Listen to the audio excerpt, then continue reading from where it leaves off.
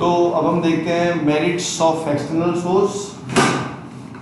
आपको क्या लगता है क्या मेरिट्स होंगे अगर हम आदमी को बाहर से सिलेक्ट करते हैं? 10 तरीके बताए आप लोगों को, तो आपको क्या लगता है क्या बेनिफिट हो सकता है कि हम एम्प्लॉय को बाहर से लेकर आते हैं? क्या लगता है आपकी बात?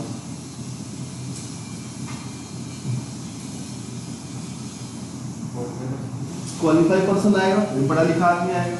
फिर उसके बाद आदमी को अगर आप इंटरव्यू सेट करते हो तो उसकी नॉलेज लिमिटेड है, लेकिन अगर आप एम्प्लॉय को बाहर सेट करोगे क्वालिफाइड पर्सन आएगा। पहला point by using external source of recruitment the management can attract qualified and trained people to apply for vacant job in the organisation. Next, wider choice. Choice कितनी wide है? जैसे मैंने बताया अखबार में इश्तिहार दे दो, 2 नौकरी के लिए 200 आदमी खड़े हो जाएंगे आपके पास। वाइडर चॉइस है, कितने सारे लोग आ सकते हैं।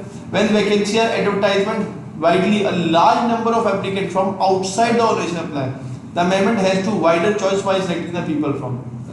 ठीक है। नेक्स्ट आता है फ्रेश टैलेंट। फ्रेश टैलेंट आएगा, नया ब्लड आएगा, इन्फ्यूजन होगा नए ब्लड के बिजनेस के अंदर। The present employ may be insufficient और they may not fulfil the specification of job to fill. तो जो प्रेजेंट एम्प्लॉय वो जॉब की स्पेसिफिकेशन फिल नहीं कर सकता या उस काम के लिए काबिल नहीं है। External recruitment provide wider choice and bring new blood in the organization. However, it is expensive and time. लेकिन इसमें क्या है टाइम कंज्यूमिंग खर्चा होगा। मैं बता ना आदमी को बाहर ढूंढने के लिए रिक्रूटमेंट के ढूंढने के लिए आपके 10 तरीके हैं, 10 में खर्च तो करना ही पड़ता है। ठीक है जी। और टाइम कंज्यूमिंग भी है। आदमी आएगा तो इंटरव्यू होगा, फिर टेस्ट लोगे, ट्रेनिंग भी कराओगे। नेक्स्ट आता है कॉम्पिटिटिव स्पिरिट जी। जब एम्प्लॉय बाहर से आता है तो उसके साथ कॉम्पिटिटिव स्पिरिट बन जाती है। जो एग्जिस्टिंग एम्प्लॉय को उन्हें भी लगेगा कि भैया बाहर से आने वाला आदमी है, इसके साथ कंपटीशन करके रखते हैं। ठीक है जी। कहते हैं if the company tap external source the existing staff will have to compete with the outside. जो नए जो ऑलरेडी एम्प्लॉय है उन्हें लगेगा कि अब नया बंदा आ गया, कहीं हमसे आगे नहीं मिलते, तो उनके साथ कॉम्पिटिटिव स्पिरिट बन जाती है। आप लोगों में से किसी को प्रमोट कर दो तो कहेगा चल ठीक है तो अपना ही बंदा से क्या कंपटीशन करना। लेकिन कोई बाहर से आ जाए वैकेंसी फिल होती है, अच्छा कल का नया लौंडा आ गया, इससे तो हमें पीछे करना है या इसका तो इससे तो नहीं हमें हारना। तो ये कंपटीशन बना रहता है। They will work harder to show better performance. ठीक है। कुछ कमियां भी हैं। क्या कमी हो सकती है? पहला, dissatisfaction among existing staff. Existing staff के अंदर ये डिससैटिस्फैक्शन रहता है कि भैया हमारा प्रमोशन का चांस तो गया। अगर उन्हें पता है कि एम्प्लॉय बाहर से आ जाता है इस कंपनी के अंदर तो उन्हें लगता है कि हमारा चांस ऑफ प्रमोशन तो है नहीं, ये तो एम्प्लॉय को बाहर से ले आएंगे। एक्सटर्नल रिक्रूटमेंट में lead to dissatisfaction and frustration among existing staff. They may feel that their chance of promotion are reduced. उनका प्रमोशन चांस कम है। भाई सपोज करो हम 20 एम्प्लॉय हैं, अगर वो पता है कि हम में से किसी को प्रमोशन करना है तो आदमी मोटिवेट रहेगा। लेकिन ये पता है कि बाहर से भी आदमी आ सकता है तो हमारे प्रमोशन के चांसेस कम है। जरूर नहीं हम 20 में से किसी को प्रमोशन मिले, बाहर से भी आदमी आ सकता है।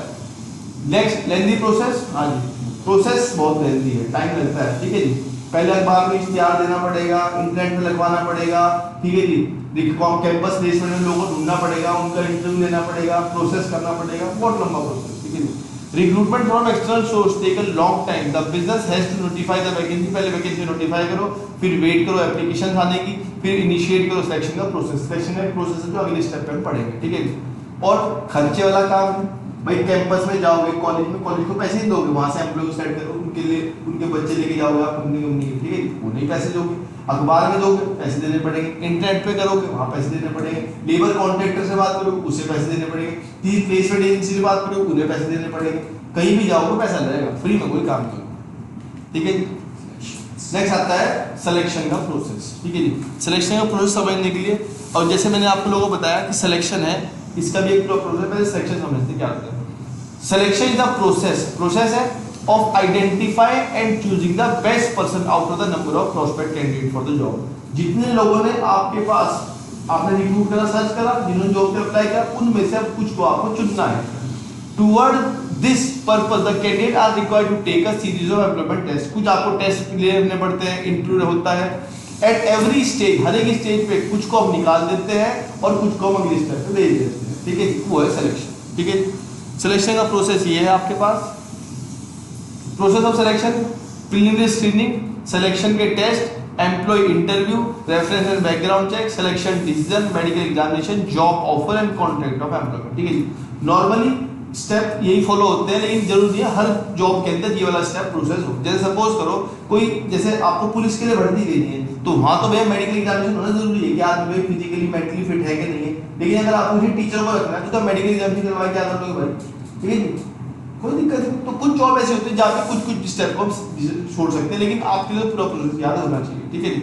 और प्रोसेस है तो सीरीज से ही याद होना चाहिए, ठीक है जी। एक एक स्टेप को देखते हैं और आगे बढ़ेंगे, ठीक है जी। तो सबसे पहले आता है प्रीलिमिनरी स्क्रीनिंग। प्रीलिमिनरी स्क्रीनिंग वो तरीका है जिससे मैं अनवांटेड या मिसफिट एप्लीकेशंस को पहले ही बाहर कर देता हूं। जैसे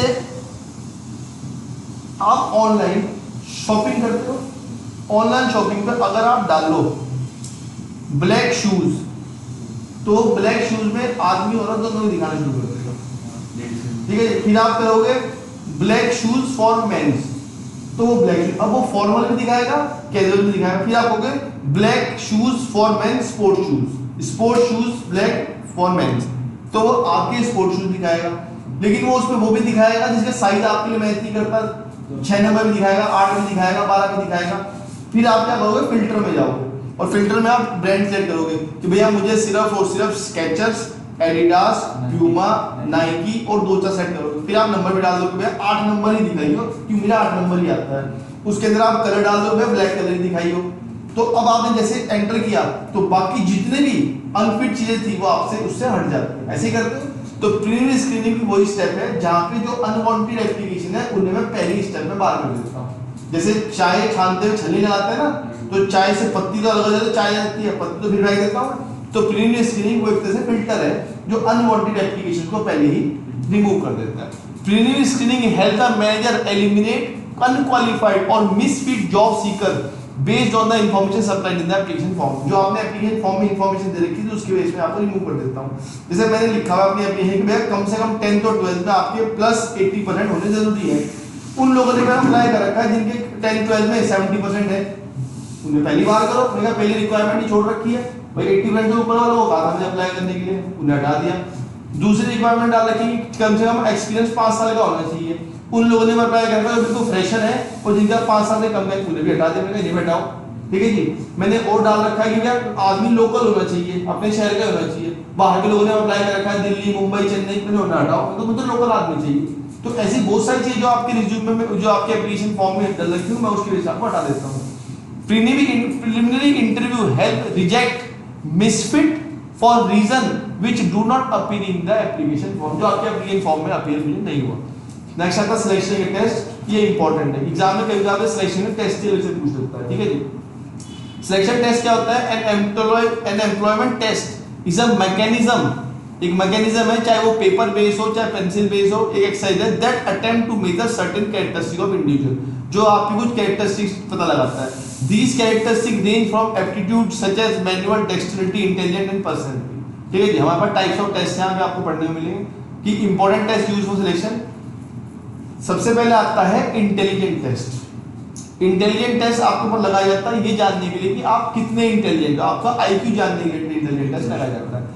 This is one of the important psychological tests used to measure the level of intelligent quotient of an individual.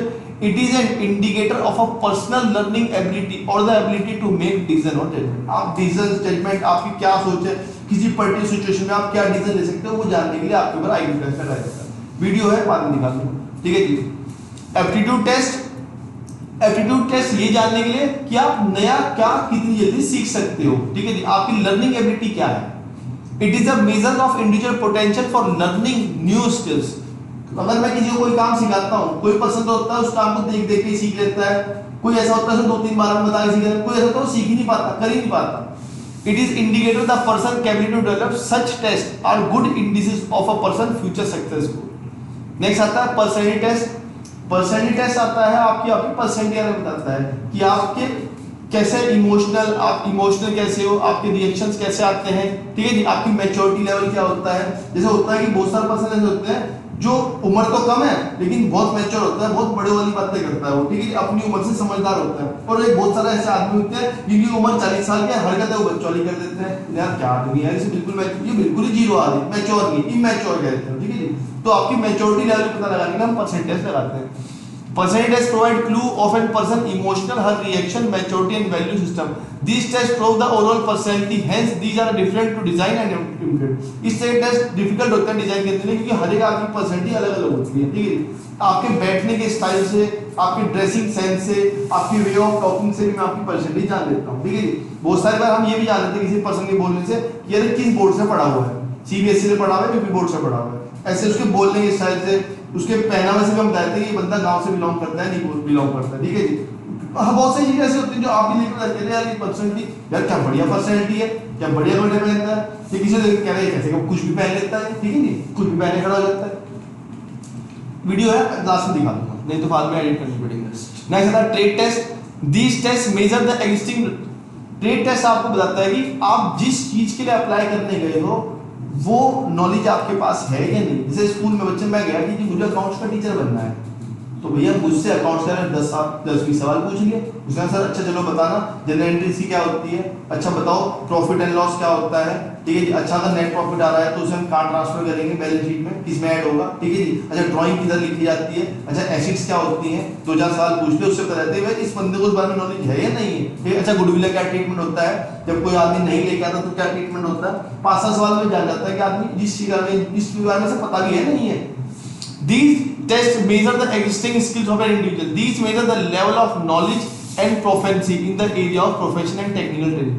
The difference between aptitude test and trade test is that the former measure the potential to acquire skills and the later the actual skills possessed. ठीक है जी। ये दो test जो मैंने आपको बताया aptitude test और trade test. Aptitude test आपको बताता है कि आपके पास नया क्या सीखने की स्किल्स है और ट्रेड टेस्ट आपको बताता है कि आपके पास ऑलरेडी स्किल्स कितनी है, ठीक है जी।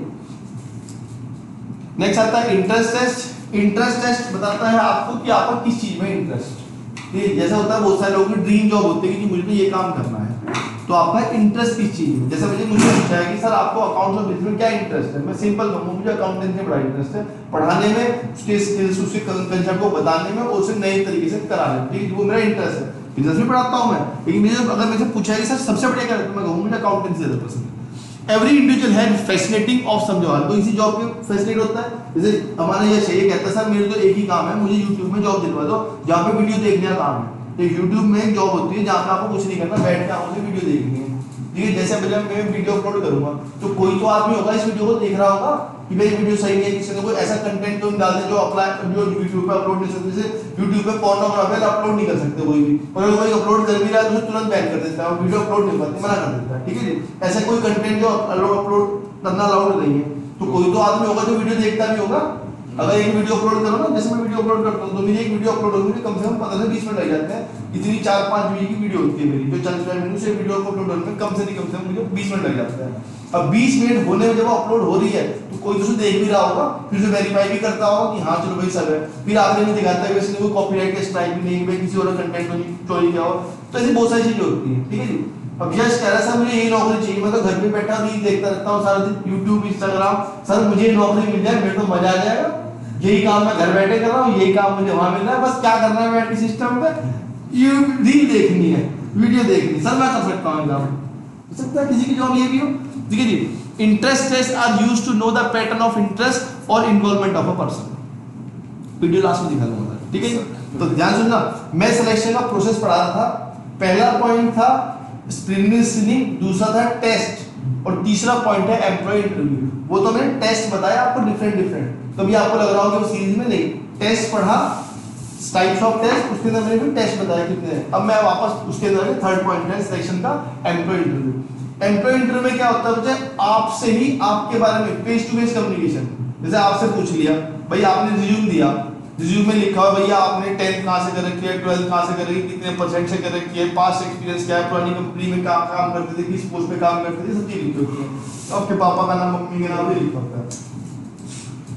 अब मैंने आपसे पूछा बताओ, मैं पूछा why you want to join our company, बताओ जी हमारी कंपनी क्यों ज्वाइन करना चाहते हो। फिर मैंने पूछा आपसे tell me why you have leave your past job, अपनी पुरानी जॉब क्यों छोड़ रहे हो आप, उसका रीजन पूछा, भाई रिज्यूमे में थोड़ी लिखा है पुरानी कंपनी की जोड़ रखी आपने, आपने बताया कि सर पुरानी कंपनी में हाँ मुझे दूर पड़ता था, मुझे सैलरी कम मिल रही थी, आप रीजन दो, ठीक है जी। या आपने सर मुझे ग्रोथ चाहिए, आपकी कंपनी में ग्रोथ लग सकती है, मिल सकती है मुझे, मैं वो चाहता हूँ, ठीक है, मेरी दिली इच्छा थी बचपन से कि मैं इसी कंपनी में जॉब करना चाहता हूँ, जो भी आप कर लो। तो उस बारे में पूछ लिया, आपके पापा क्या करते हैं, आपका नाम लिखा होता है लेकिन पापा क्या करते हैं, आपकी फैमिली में कौन कौन है, दो चार सवाल पूछ लिए, ठीक है जी। इस तरह से आपको इंटरव्यू लेना, ठीक है, फेस टू फेस कम्युनिकेशन करना आपके में, और इन डेप्थ कन्वर्सेशन लेना। Interview is a formal in depth conversation conducted to evaluate the applicant suitability for job, आप जॉब पे सुटेबल हो या नहीं हो। The role of the interview is to seek information and that of the interview is to provide the same through in present time the interview also seek information from the interview, ठीक है। Next आता है इसी के अंदर reference background check. Reference background check करना, जो जो आपने बातें बताई अपने इंटरव्यू में और जो जो आपने डॉक्यूमेंट प्रोड्यूस करे उसके अंदर उनकी उन्हें चेक कर लेना, वेरिफिकेशन कर लेना भाई सही भी है कि नहीं। आपने क्या रखा है इसके बारे में सबसे बड़ा एग्जांपल है, जब एक लड़का लड़की की शादी होती है तो लड़के वाले लड़की के बारे में पता करते हैं और लड़की वाले लड़के के बारे में पता करते हैं, ठीक है। जैसे भाई आपने कह दिया कि हाँ हमारा लड़का तो भाई फला फला कंपनी में मैनेजर लगा हुआ है, ठीक है जी, लकड़ी कंपनी में मैनेजर लगा हुआ, तो भैया पता भी करेंगे भाई लकड़ी कंपनी में पता लगे वहां माची की तीली सीधी कर रहा है, ठीक है जी।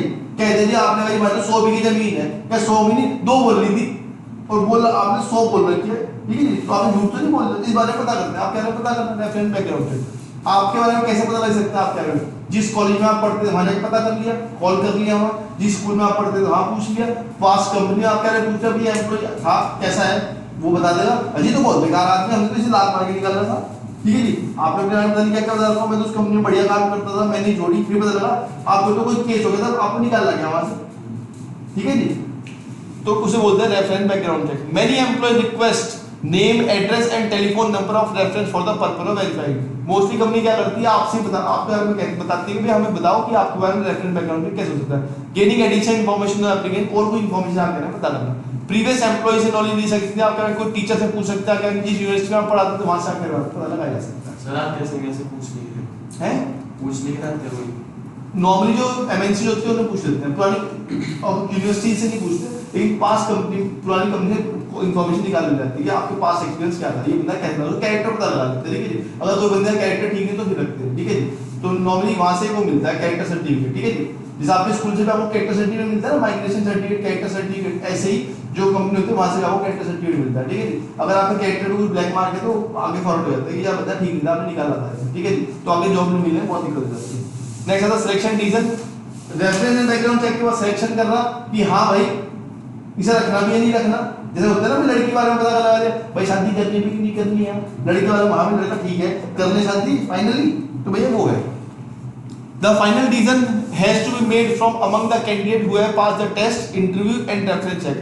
The view of the concerned manager will be generally considered to the final selection because if he or she will be responsible for the performance of new employee, और जो सिलेक्ट करेगा फिर उसके लिए परफॉर्मेंस का वो भी रिस्पॉन्सिबल हो। नॉर्मली घर में क्या होता है जब लड़की को देखने जाते हैं तो लड़की की माँ को ले जाते हैं, फिर उसे बोलते हैं ठीक है ये ले रहना है इसके साथ, और मान लिया मम्मी ने कहती है हाँ ठीक है, और फिर बाद में बहू ने घर में डांट शुरू कर दी तो पापा कहते हैं तू ही लाई थी इसे, हमें क्या कह रही है ठीक है तू ही देख के लाई थी, ठीक है। तो उस बारे में आप कह रहे पता करना सिलेक्शन की भैया जिसने चुना फिर उसे कहा जाएगा भैया तो काम नहीं करता, तो ऐसी कंपनी में होता है जिसने सिलेक्शन किया उसे कहते हैं भैया तूने काम भी नहीं करा तूने लिया था।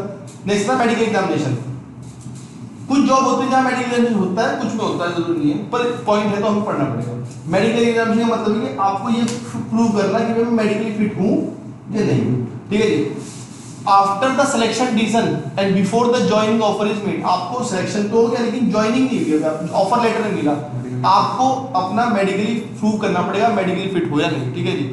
is required to undergo the medical fitness test. The job offer is given to the candidate being declared fit after the medical examination. Last one medical examination cut गया थोड़ा सा, ये जैसे इसमें लिखा है मेडिकल एग्जामिनेशन, इसमें जैसे लिखा है आफ्टर द सिलेक्शन डिसीजन, उससे पिछला, अब इसमें लिख सकते हैं आफ्टर द पिछला वाला नहीं इसमें लिखा है आपने कहा सर लाइन बढ़ जाएगी मेरे से, नहीं ऐसे हर बार आप लिखो आप बिफोर दिस आफ्टर ये नहीं, ऐसा काम नहीं, ठीक है।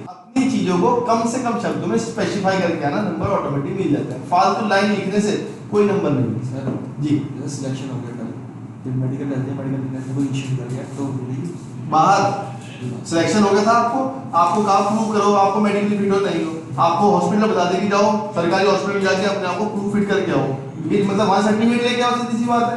अगर उसने आपको प्रूफ फिट नहीं किया, उसने यदि आपको मेडिकल सर्टिफिकेट उसकी आंखें खराब है, दिखता नहीं है, इसी उसे सुनाई देता, कान में दिक्कत है, भाग नहीं सकता, पैर में दिक्कत है, अब उसने लिख के दे दिया, नौकरी गई, वहां से नहीं मिलती लोगों को, ठीक है।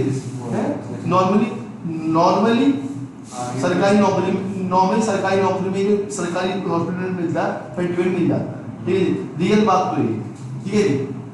मेरे भाई को जब ज्वाइन करना था एयरलाइन में, तो उसे अपनी मेडिकल फिट करना था कि आपको जरूरत, ठीक है, तो उसको ठीक ही था, तो इसलिए मुझे पता है कि इस तरह के सर्टिफिकेट मिलते हैं। वो हॉस्पिटल बताया था कि इंडियन हॉस्पिटल में आप अपने जाकर टेस्ट करा सकते हो और यहाँ से हमें सर्टिफिकेट ला के देते हो कि आप फिट हो, अगर मेडिकल वाले कैसे फिट हो, फिट हो गए, ठीक है जी।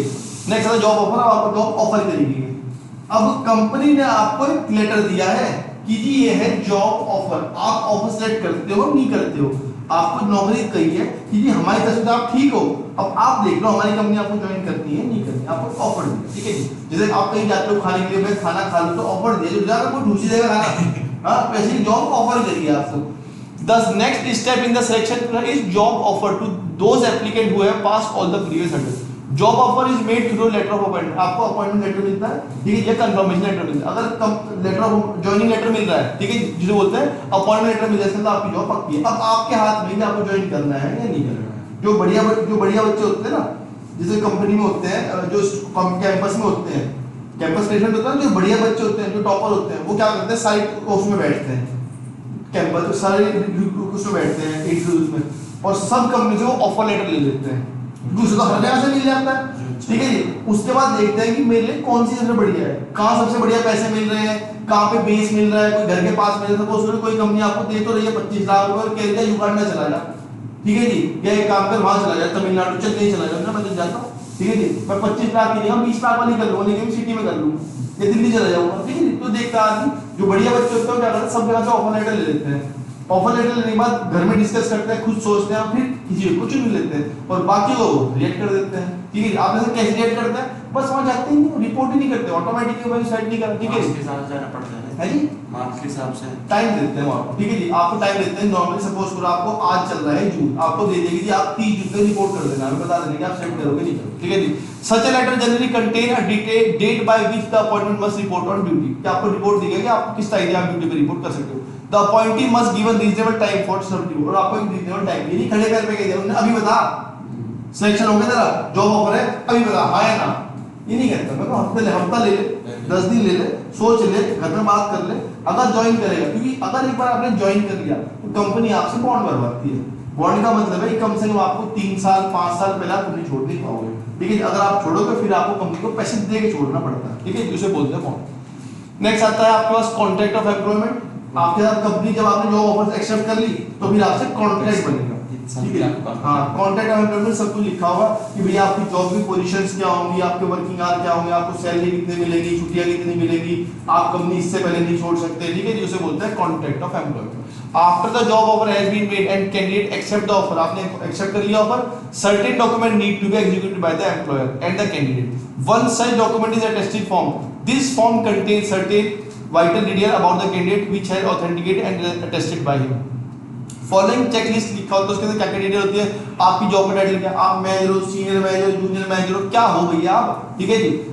ड्यूटीज आपकी कितनी, क्या आपको क्या क्या काम है, रिस्पॉन्सिबिलिटी क्या है, डेट व्हेन कंटिन्यू आपने स्टार्ट कब से करा, बेसिक पे आपकी तनख्वाह कैसे कैलकुलेट करी जाएगी, रेट ऑफ पे कितने घंटे का आपको कितने पैसे मिलेंगे, अलाउंसेस आपको कंपनी तरफ से कुछ खाने का पैसा, आने का पैसा, जाने का पैसा मिलेगा, आवर ऑफ वर्किंग कितने घंटे ड्यूटी होगी, छुट्टियां कैसे मिलेंगी, रूल्स ऑफ रिस्ट्रिक्टनेस, ये सब चीजें लिखी होती है, ठीक है जी, ठीक है जी।